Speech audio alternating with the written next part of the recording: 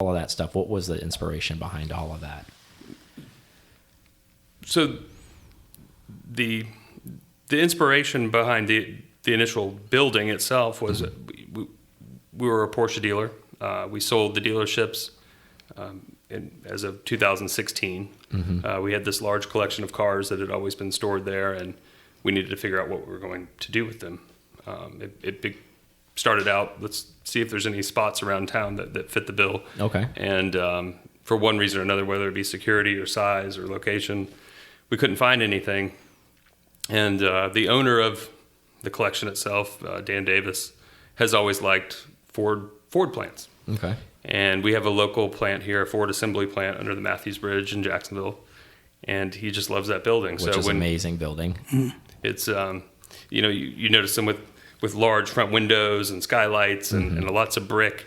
And so once we decided, okay, we need to build a facility, that was Dan's instruction to the architect, was channel that aesthetic to the new place. Okay. And that's what we did. It's well executed. It's gorgeous. I mean, approaching it from the outside as well and being inside. We talked about this too. The lighting is phenomenal. The mixture of natural light and then the other lights that are in there. It really highlights the cars very, very well, and it makes it in the high ceilings. It just feels like a very comfortable place a very comfortable place to be. And that's good to hear. Mission accomplished. Yeah. You want people to be comfortable in this setting. Again, I have a retail Porsche background, so the first rule is you want people to feel comfortable when they come in, and there are reasons that they don't. Yeah. And you need to overcome that. So whether it be physically or how you're interacting, that's all important. And I'm glad to hear that. Yeah, absolutely. Yeah, well executed. Yeah, well executed. Yeah.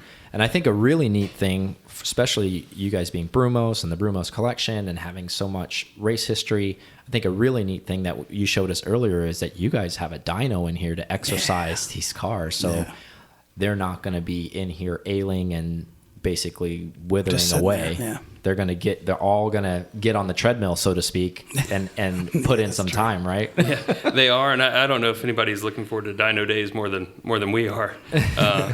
We've been talking about that dyno for years now, and it's something that's actually very necessary when you have cars like this and you keep them in this condition. That's not how they're meant to be in this world. They're meant to be run. This goes back.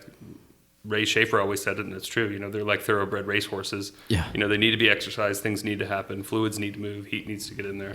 And but when you're talking about what some of these cars are, with historical significance and whatever, it's a balance. So the dyno lets us get them out and exercise and hear them and run them and keep them healthy.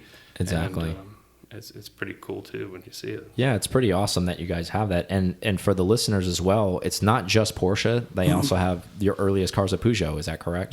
That's correct. We have an 1894 Peugeot. It participated in the first ever sanctioned automobile race from Paris to Rouen in 1894. And I think there were 30 entrants, 8 finished. Ours was one of the 8 finishers. And that's amazing. And when you see it, you go, racing. That's pretty cool that they would do it, and how far. I mean, it really gives you a sense of where everything started, and a little lead up to when Brumos and what it means that this racing history is here. This is what we did when we got there. Yeah,